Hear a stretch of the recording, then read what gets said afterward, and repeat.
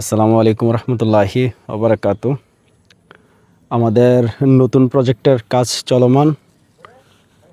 এই জায়গাটুকু আমরা কিছুদিন হয় লিজে নিয়েছি 2 বছরের জন্য।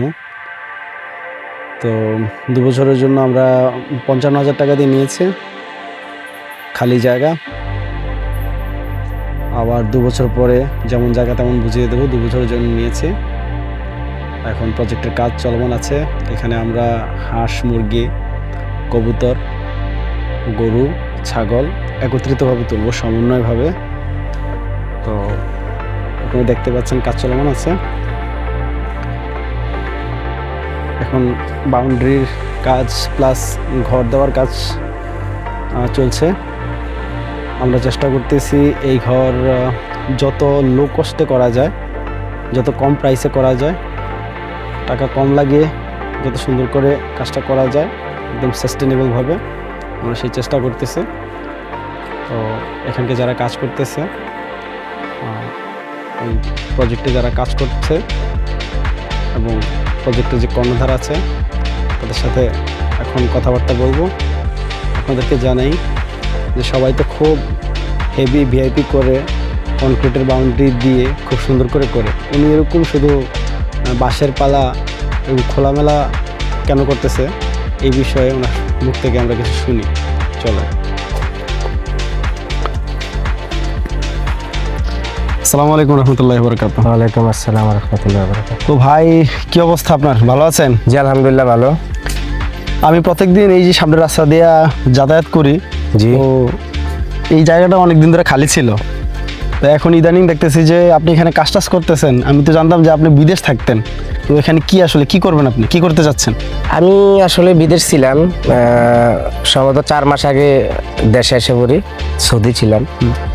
তো দেশে আসার পরে আসলে অনেক বিজনেস অনেক কিছু নিয়ে চিন্তা ভাবনা করি, আসলে কোনোটাই কুলে উঠতে পারতেছি না।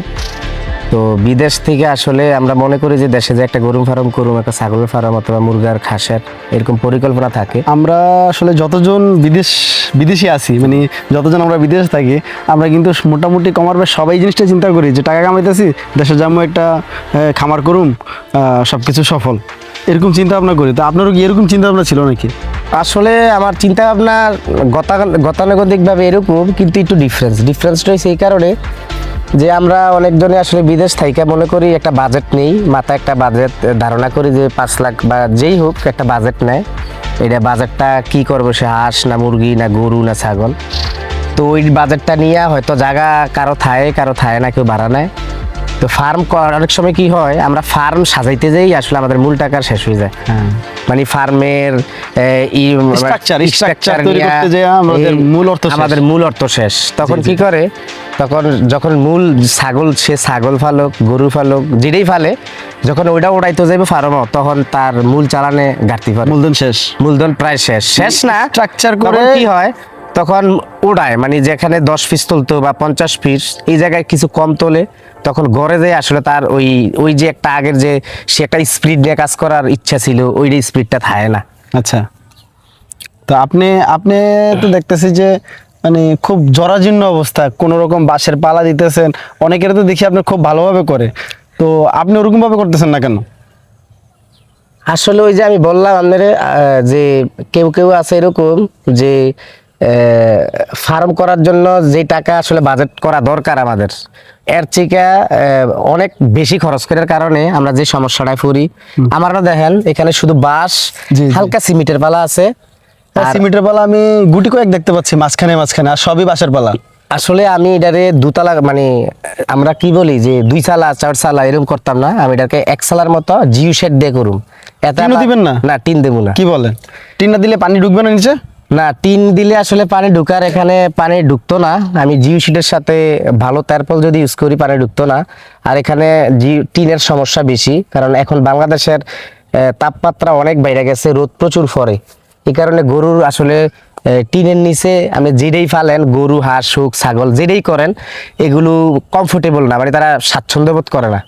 তো এই জন্য আমি চিন্তা করছি যে লোয়ার কস্ট, একবার কম টাকার ভিতরে কি সেট করা যায় যেটা বাংলাদেশে যে তুয়ান হয়, বানতুফান হয়, ওইটার সাথে মোটামুটি মোকাবেলা করতে পারে।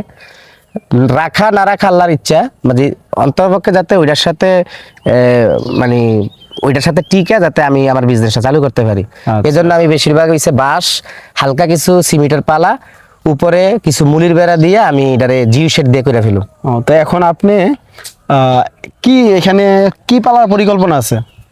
এখানে আসলে আমার পরিকল্পনা হয়েছে, আমি বিদেশ যাওয়ার আগে একটা ডেইরি ফার্ম দিছি। তো আমার এখানে আসলে ডেইরি ফার্ম দিয়ে আমি লস মানে মাইর খেয়েছিলাম। মাইরটা হয়েছিল কিরকম, যারা আমরা বিদেশ থাই, মানে আমি তো বিদেশ যাওয়ার আগেই করছিলাম। তো আমার সমস্যা ছিল, আমি জাত নির্বাচনে ভুল করছি। তারপর দালালের মাধ্যমে গরু কিনছি, যে গরু আমার 10 লিটার দুধ দেওয়ার কথা ছিল কিনছি, ওইটা বাড়িতে দিই 4 লিটার প্লাসের বেশি দেয় না।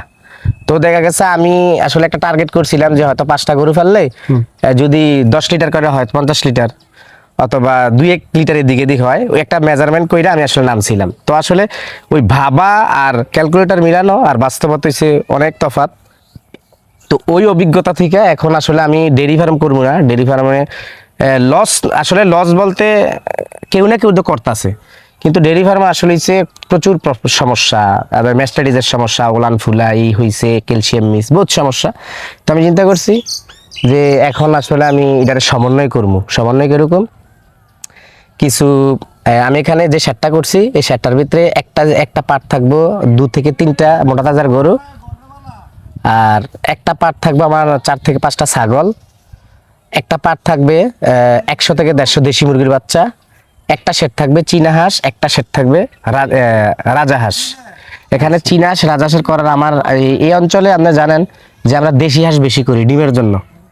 তো দেশি হাঁস বেশি আমি দেশি হাঁসটা আসলে প্রথম করার চিন্তা ভাবনা করছিলাম বিদেশ থেকে, কিন্তু দেশে আইসা যখন আমি আচ্ছা, এখানে মূলত হচ্ছে আমাদের যেই প্রথম যে সমস্যা, ওইটা হচ্ছে এই আমরা যারা বিগিনার আছি, জি যারা আমরা বিদেশ কাজ করে আইসা চিন্তা করি দেশে খামার টামার দেবো, জি তো আমরা প্রথম ভুলটা করি ডেইরি খামার করি। জি ডেইরি খামারটা আমার মনে হয় যে সবচেয়ে ভুল হয়, কারণ আমাদের কোনো অভিজ্ঞতা নাই। জি অভিজ্ঞতা ছাড়া যে ডেইরি খামার করতে যাবে সেই ধ্বংস আমার মনে হয় নিশ্চিত। এটা অবশ্যই, কারণ এই সেক্টরটা এমন একটা সেক্টর, অ্যানিমাল সেক্টর, এটা একটা জীবন। এটা অবশ্যই, এটা আপনার পুঙ্খানুপুঙ্খানু বিষয় বুঝতে হবে। জি আপনি যখন বুঝে শুনে করবেন তখন আপনার লাভ হওয়ার সম্ভাবনা বেশি বেশি। আর মাংসের জন্য যখন করেন তখন কিন্তু আপনার রিস্ক কম। হ্যাঁ।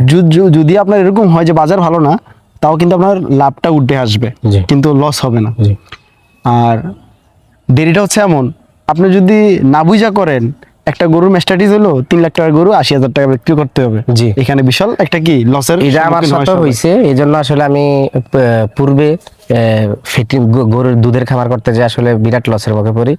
তখন ওগুলো ছেলে মেয়েরা বিদেশ যাই, আর এখনকার পরিস্থিতি আপনারা দেখতেছেন। তো আমি আসলে এত কিছু করার মূল কারণ হয়েছে যে আমি বিদেশ থেকে অনেক ভাইয়েরা মনে করে যে হাঁসের ফার্মে হাঁসে ডিম দেয়, একটা ডিম পাইকারি 15 টাকা, 1000-এ দিলে এত হতো। তো ক্যামেরার দিকে তাকায়, মানে সামনের দিকে ফোকাস রেখে বলেছে। তো এত তো আমি যখন আইসা আমার পার্শ্ববর্তী একটা ফার্ম ছিল দেশি হাঁসের, 1000-এর দেশি হাঁসের ফার্ম, ওইটাতে 2-3 দিন ভিজিট করি, থাকি তাদের সাথে 24 ঘন্টা। তো দেখি যে 1000 হাঁস পালার জন্য যে কস্টিং, যে খরচ, যে লেবার প্রয়োজন, এতে আসলে ওই বেনিফিট হয় না। 1000 হাঁসের জন্য আপনার 3 মণ প্লাস ধান লাগে দৈনিক, তারপর ফিড লাগে, তারপর আপনার লোকবল লাগে, এত কিছু দিয়ে আসলে পোষায় না। যারা বলে যে হাঁসে প্রচুর লাভ, আসলে হাঁসের প্রচুর লাভ যদি সবসময় চরাঞ্চলে চালানো যায়, যদি কারো এরকম থাকে যে আমি আছি, আমার 2টা ছেলে আছে, যদি তারা ফ্যামিলি ম্যান, যদি এটার সাথে হাঁসের মধ্যে সমস্যা হচ্ছে ফিড, খাবার কস্টিং। কষ্ট, আপনি যদি কস্টিং কমাইতে পারেন, জি, তাইলে আপনার কি কষ্ট profit হবে। কমাইতে হইব, প্লাস আপনার ম্যান পাওয়ার নিজের হইতে হইব। হ্যাঁ, এখন আপনি সম্পূর্ণভাবে করতেছেন, এটা কি মানে ফুল বাণিজ্যিকভাবে করতেছেন নাকি ট্রায়াল পারপাস করতেছেন? আমি আসলে এখন গরু করতেছি ফিটিনিং এর লেগে, এটা 4 মাসের টার্গেট মোটা তাজা করার জন্য। আর চীনা হাঁস রাজহাঁস নেওয়ার কারণ হয়েছে, আমার এই জায়গাটা হয়েছে, আমার সাথে প্রচুর ক্ষেত আছে, জমিন আছে, প্রচুর ল্যান্ড আছে। তো এগুলোতে সবসময় ঘাস, কোনো না কোনো ঘাস, কচুরিপানা, লতাপাতা থাকে। তো চীনা হাঁস এবং রাজহাঁসের 65% বা 60% উপরে হয়েছে তাদের ঘাস, তাদের মূল খাদ্য। তো এখানে দানাদার আমার কম লাগতেছে, আর এর চাহিদা বাংলাদেশ সবসময় থাকে। রোগবালাই মোটামুটি দেশিয়ার সাথে কম হয়, এগুলার বাচ্চারও মোটামুটি একটা ভালো দাম পাওয়া যায়, রাজহাঁসের দাম পাওয়া যায়। তো এই সর্বোপরি আসলে খাদ্যর উপরে ডিপেন্ড করে আমি এই দুইটার বাচ্চা নিছি, যেহেতু খাদ্য কম লাগে। আর ছাগল নিছি, আমাদের ছাগলটা আমি ট্রায়াল করব, মানে আমি 6 মাস দেখবো যে এটার ভিতরে কি অবস্থা।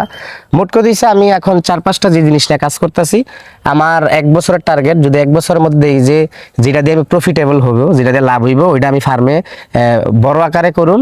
আর যেটা দেখবো যে না প্রফিট নেই, লস, ওইটা আমি টোটালি অফ করে দেবো। আচ্ছা, এই জন্য কম কম নিয়ে আসলে আমার এই করা আর কি। হ্যাঁ ঠিক আছে। আচ্ছা ঠিক আছে, আপনার সাথে কথা বললে ভালো লাগলো। আপনার জন্য শুভকামনা রইলো, জি, ধন্যবাদ। এগিয়ে যান, আপনার জন্য দোয়া করি। জি। ইনশাআল্লাহ আপনি যেই পরিকল্পনা নিয়ে নামছেন, আশা করা যায় যে সফল হবেন জি, ইনশাআল্লাহ। ইনশাআল্লাহ। আসসালামু আলাইকুম।